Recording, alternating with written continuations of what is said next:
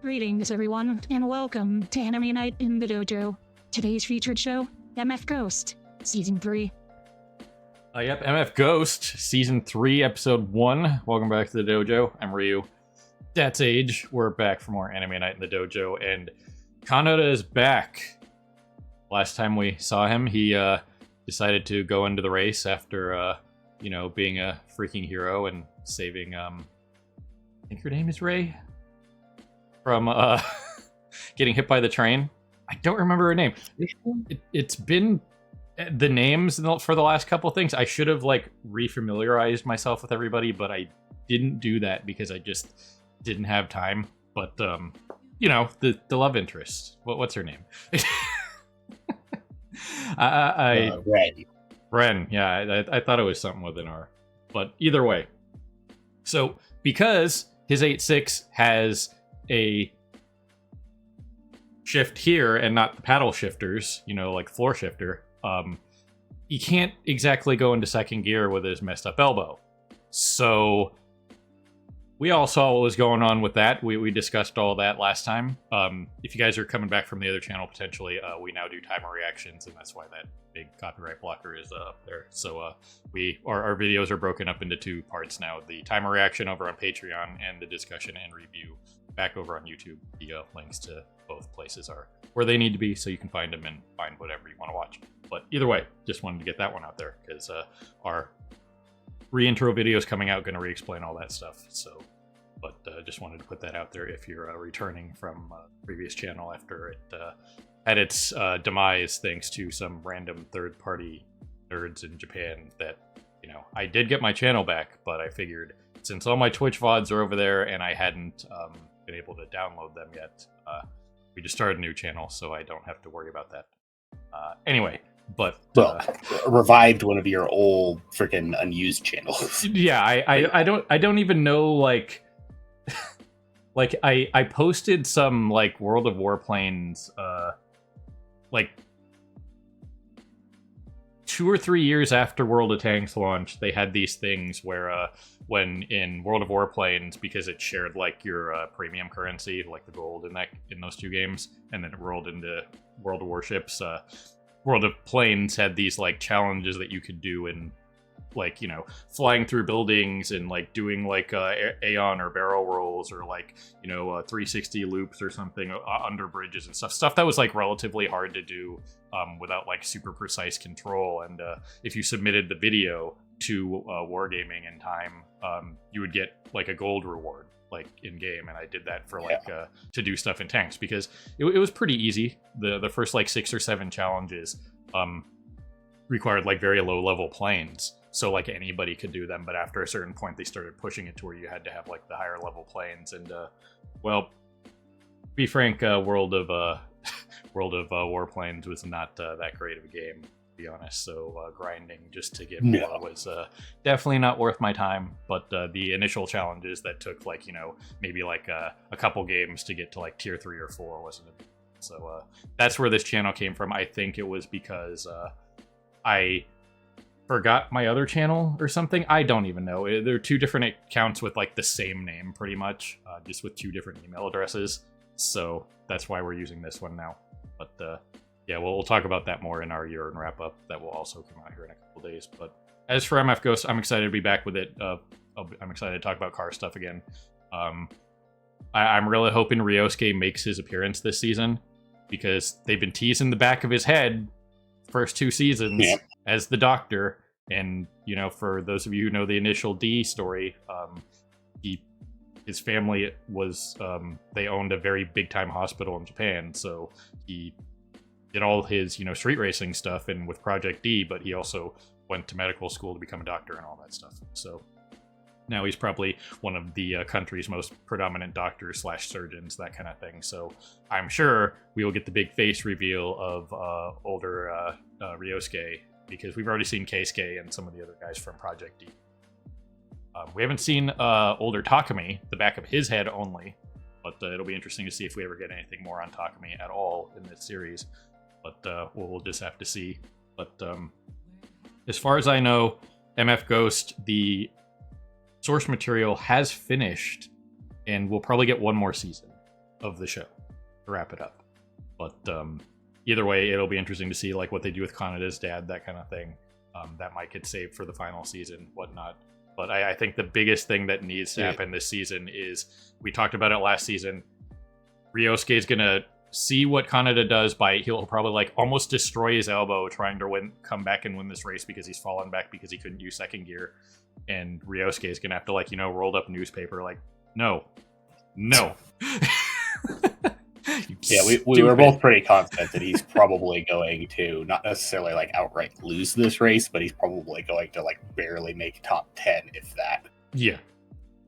So if he pulls like some crazy nonsense and manages to get like top 3 again or whatever, okay. But like I said, he's probably going to nearly destroy his arm to do it. And then Ryosuke is probably going to have to fix him. So that's probably where the storyline is going to go. If it doesn't go that way, I'll be surprised, because how many times you got to see the back of the guy's head doing doctor work? You know what I mean? What else is he there for if not to fix Kaneda's stupidity? So either way, maybe not stupidity, but just like the athlete's determination to push through an injury. That's the nice way to call it, right? Yeah, he's just absurdly stubborn. Yeah. So either way, that being said, we're going to push some buttons and get going here. So we'll see you guys on the other side of the edit for the time reaction on Patreon. And if you're on YouTube, we'll see you on the other side of the edit or the discussion and review and are where they need to be. So if you want to check that out, it's completely free membership, obviously. So just had to split that up for the YouTube copyright nonsense and whatnot. So anyway, let's push some buttons and see what happens with the rest of this race. So here goes something. Well, alrighty then, there you guys have it. Plot devices aside, we'll get to that. Let's talk about the really random, completely out of place thing that made no sense. Even if Mare, or whatever her name was, with all the M names of the angels in this series, holy crap, we've been over that. But you can't just gain like 10 pounds in 3 seconds. She was not like this in the previous episode, which, spoiler alert, was in the same day. Yeah, well, once again, she always was slightly like chubbier. Like you could kind of see that she had a bit more weight to her compared to the others, and they like brought it up a couple of times. But yeah, no, she's spontaneously like very chubby now. Yeah, which she was not this chubby when the race started last season. Which again, and for an angel, the whole that stigma, she is not overweight. Okay, they're just playing to that stupid trope. I'm not body shaming anybody here. I'm just calling out the whole like, it's been like 3 seconds or like 3 minutes in universe time. Where did this come from? You know what I mean? Yeah, no, she's not like, she's not overweight. She's just chubby. She's probably like 95 pounds. You know what I mean? So it's the biggest thing is just that, she clearly puts her weight on in her stomach and her face where it shows the most. Yeah, which not a big deal. It doesn't matter. She's not overweight. She's not an unhealthy weight. You could still argue that she's like an unhealthy weight because she's still underweight. You know what I mean? It's just the part of where the weight shows it, just, the chubbiness, whatever. But it's just like, what the hell? You know what I mean? Like, what does this have to do with anything that out of nowhere, one of the angels that has been like the quote unquote chubby one, which again, no, but whatever. It's just, in the last 5 minutes, she face and stomach area weight just appears. Did she get visited by the like chubby fairy? I don't understand what happened here. So that's my only real gripe with the episode. Like, if this happened in the source material, then I'd question that, but I don't know. It's like maybe they realized that she was supposed to be slightly chubbier or something, and then just did it here for some weird comedic effect. I don't understand. I'm gonna have to go to the source material for this one and be like, is this thing that happened? Is this something they did to pad for time in the show? Like, what the actual F? You know what I mean? So that madness aside, also, I'd say the host guy is pretty rude here for saying, hey, by the way, if you don't get in the top 6, we're firing you. Imagine saying that on air. Imagine saying that on a live stream to someone's face. That is insane to me. Completely unprofessional and rude, by the way. You know what I mean? I understand from a certain standpoint, you could see it as like motivation and like, him kind of like joking about it.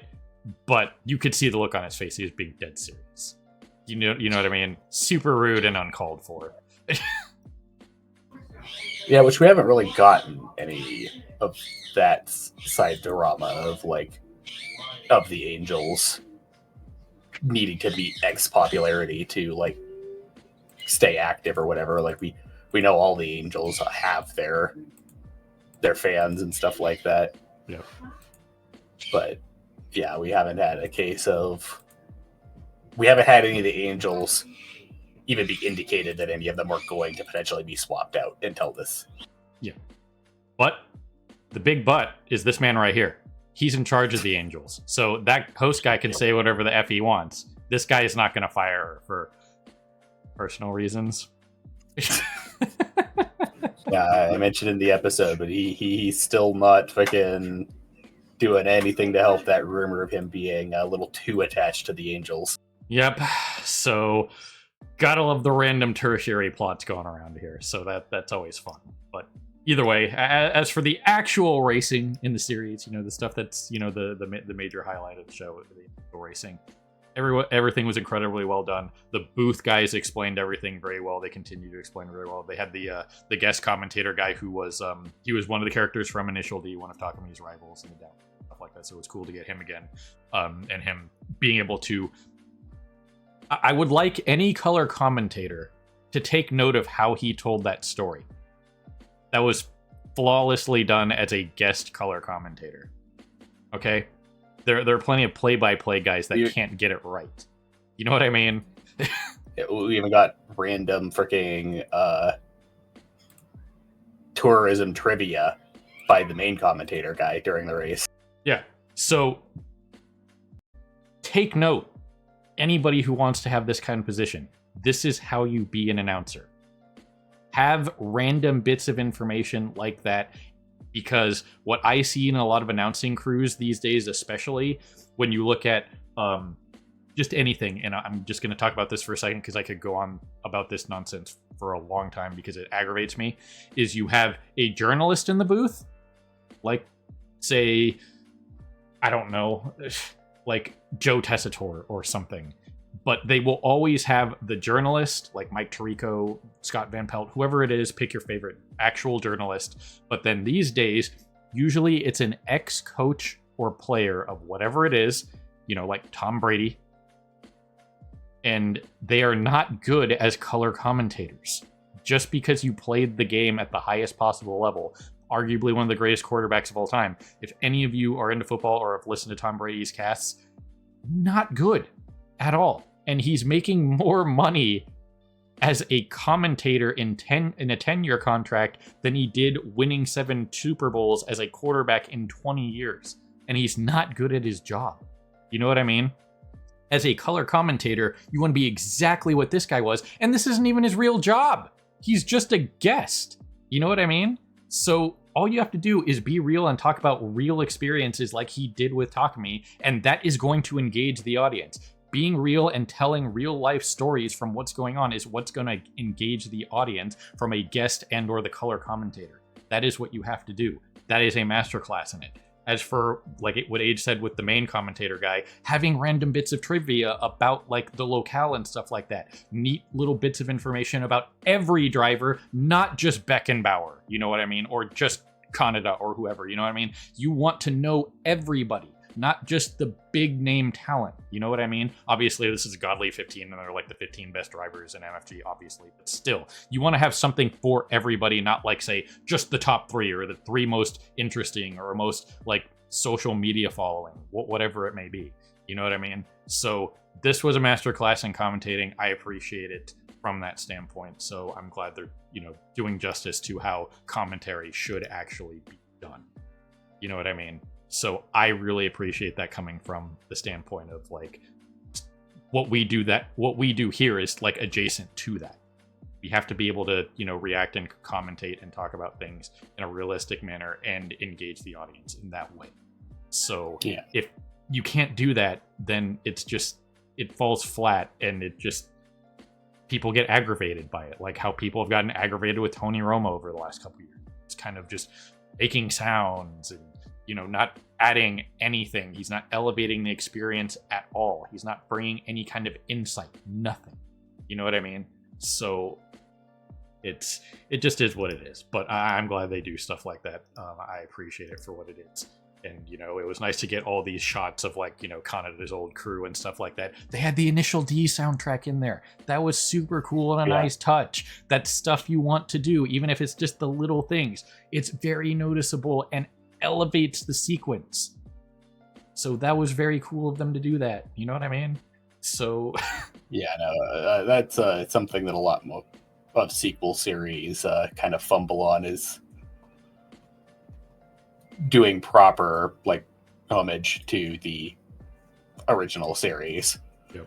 Like a lot of times you'll have like cameo appearances from characters and stuff like that, and that's to be expected. But like you need to actually do stuff like call back lore, or freaking go the extra mile doing stuff like this, where it's like you're even bringing back the OG soundtrack and stuff like that. Yep.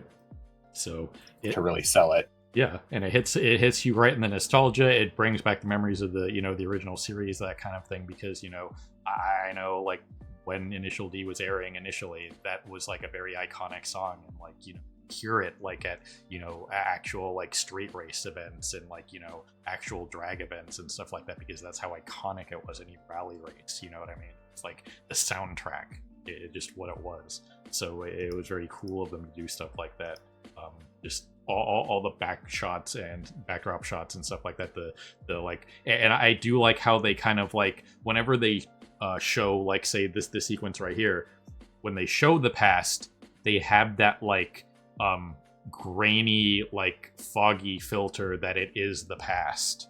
You know what I mean? Mm-hmm. And that's a very cool way to show off, you know, like oh yeah, that was so long ago that there's just like, it's a little bit foggy. You know what I mean? So it's a very cool way of doing it, kind of. And you could see like even here, like you know, they talked about his wife. That's cool that, you know, they got together. That was something that they talked about, like off sequence and stuff like that, because this is the girl that he ends up with in the final chapters, and what would have happened in what did happen in season 5 of Initial D, but we never got the dub. But it does happen in the sub version show. But as you can see, like even the spectators and stuff like that, them getting this information, they're just like surprised by it. And that's what you want to do as the guest commentator, again, is like have those little insights into people's lives. And they're like, oh man, that's really cool that we get to know that kind of thing. And the other thing to mention about the commentary really quick here at the end too is he knew when to stop. You know what I mean? He knew when to stop giving out personal information. You know what I mean? It's not, you it's like, oh yeah, he got married like a year ago, but not go into like, oh yeah, and then they went to like the Bahamas for 3 weeks, and like they did all, you know what I mean? Just started getting like social media updates. You know what I mean? Just the broad stroke information is all you ever really need to get. You know what I mean? You don't have to get super nitpicky. You know what I mean? It's like they had a hamburger on Tuesday. It's like, you know what? So, but they did a really good job with the reactions and stuff like that in the crowd and whatnot. So that was very good. You know, stuff like this where like how they show off like the younger fans wanting to be interested in vehicles, especially since, you know, driving your own car in their timeline is not really a thing, because everything is like self-driven.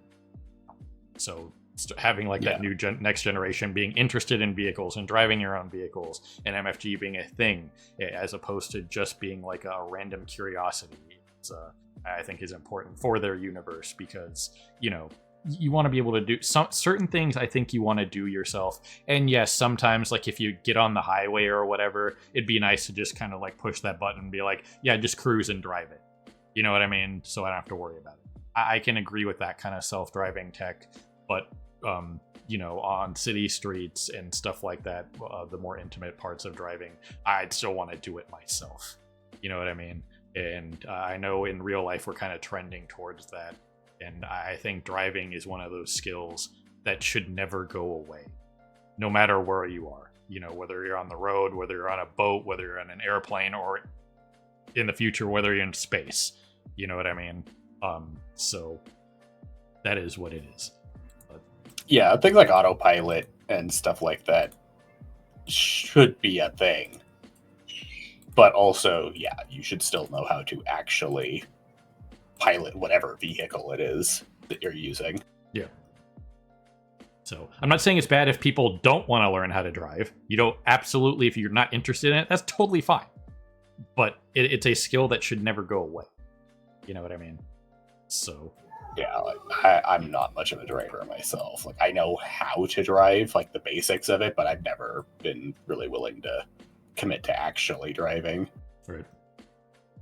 So either way, all that stuff being said, once again, the commentary was spot on. Keeping up with these kind of shots, very realistic as to how they would show it in an actual broadcast of like an event like this. They keep doing it. They've done it in the first 2 seasons. I'm glad they keep doing it, because this is exactly what you'd see if you were watching the broadcast, like everybody else is, that kind of thing. Just everything was very well handled still. You know what I mean? All the insight into how things were going on, like the uplift discussion, on the downward slopes, that was all very well, explained. There were a couple times in the first couple seasons where I had to explain certain things, but even then, most of the time, right after I explained it, or even in the next episode, they would explain it. So I was going to say, well, I can't believe they didn't explain this. And then it was just, well, they did explain it eventually. Or, I'd talk about it for like 3 seconds, and then like 5 seconds later, then they go into the actual in-show explanation. So it's like, well, at this point, I'm just showing off because I know what I'm talking about. You know what I mean? I'm saying it before them, so I'm super cool. Clearly. But either way, the rest of these sequences, they were all great. Everything we talked about during the show, that kind of thing. How they broke everything down very well. Still there, that kind of. But either way, the last bit of stuff going on here was the plot device. You guys see this plot device right here? So, okay. We talked about this a little bit at the end of the reaction, and now we're going to go into a little bit more detail. So, we talked about it with the whole, like, Ryosuke's being a doctor and all that stuff, and where it's trending toward is, well, how does Kaneda end up meeting Ryosuke? It's going to be through injury based on the way they're going on about this. So, Kaneda's injury being the elbow, let's just put everything off on the checklist. Again, he injured his left elbow. Since the car is right-hand drive and a floor shifter, he has to use his elbow to extend into second gear, like that. Okay? Yeah. So, if it was left-hand drive, he wouldn't have that problem because the shifter would be over here and he'd be shifting with his right hand. If it was paddle shifters, his arms would still be bent, and he could just shift like this, downshift, right? So that would also not be a problem. And Ogata and the mechanic guy, who's voiced by freaking Shoto Todoroki's VA, and a couple other things like Yom and Slime. But he also mentioned, like, if we changed to a super or paddle shifter, he wouldn't be having this problem. Absolutely. But we all know, based on the way Kaneda learned how to drive, that could potentially be a detriment to him because he's used to a floor shifter and what you can do with a floor shifter as opposed to paddle shifting. We talked about that all last season and stuff like that, so that is what it is.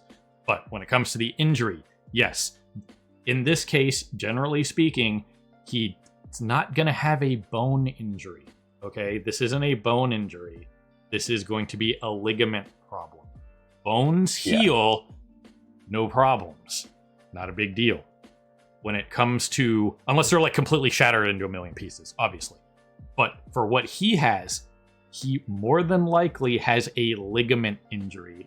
That's something like the ACL of your elbow, which I forget what it's called because I'm super into medical stuff. But the ligament in your elbow that allows you to extend, that kind of thing. That's probably where the damage is, and the more you use it, the more it gets damaged, and the less it can actually protect the joint in your elbow in this case, which is very bad for movement in general. If you completely screw up your ligaments, you could lose all motion in your arm. Okay? So, in this case, the plot device here is more than likely everything that the narrator went into, like the official narrator of the show, not like the commentator guys, the official narrator of the show was saying like he was getting over his depression from losing his mother, that kind of thing. And this was like with him talking about he felt a presence in the passenger seat. More than likely he's feeling like that,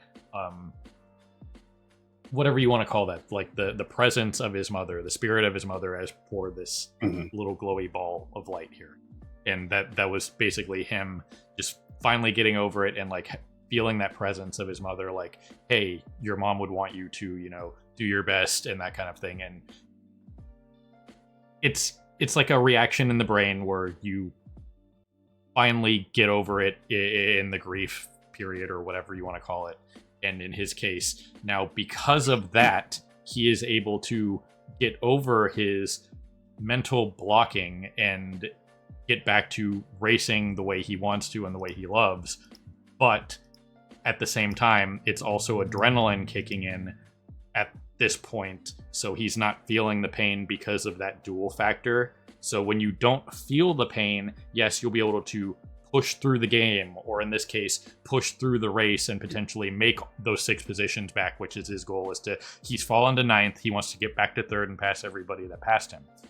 But doing that in the second half of the race is probably going to cause not irreparable damage to his elbow, because Ryosuke is probably going to fix him and smack him over the head and say, you can't do this again, dumbass. But at the end of the day, he has the potential to end his career because of this, because of the injury that he has to his elbow being what it is.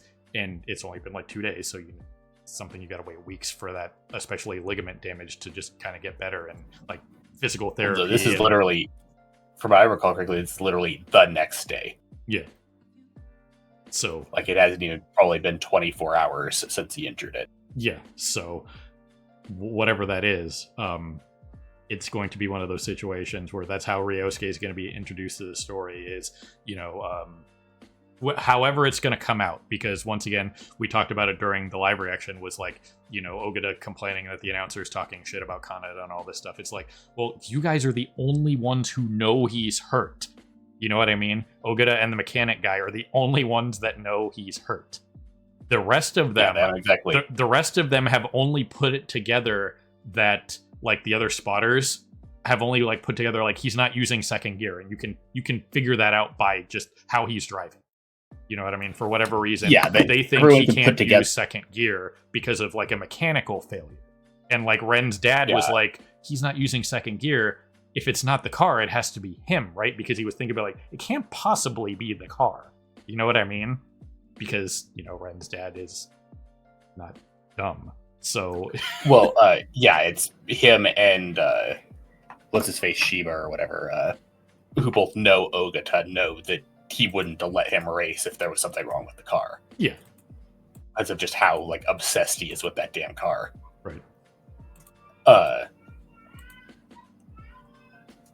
But yeah, like no one ever got a chance to actually inform anyone else that his elbow was injured, because no one, even Kanata, knew his elbow was injured until he got in the car and was just getting ready to start racing. Yeah. So either way, everything we talked about with Ryosuke was literally thing, the injury thing. It was literally as he was sitting there practicing that he realized, oh wait, this isn't working. It's like, I can't shift to the second gear. So very much a problem. So that's, yep.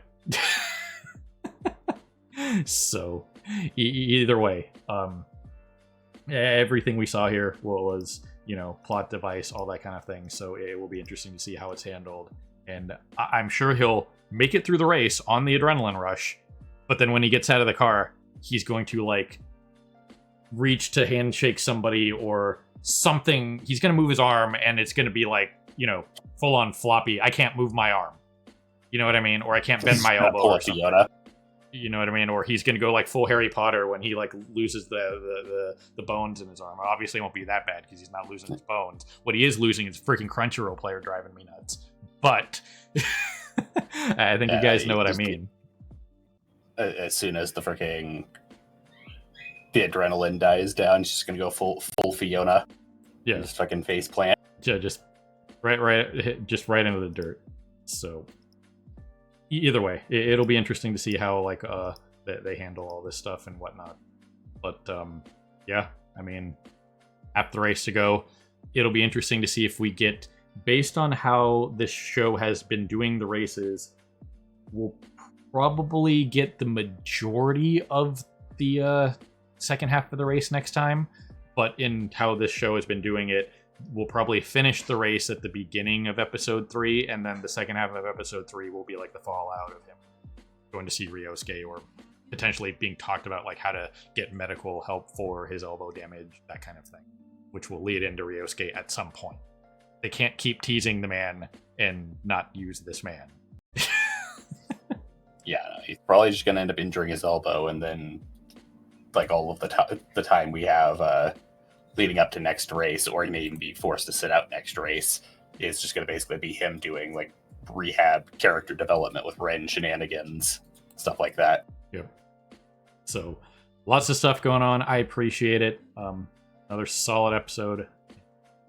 Looking forward to the rest of this season.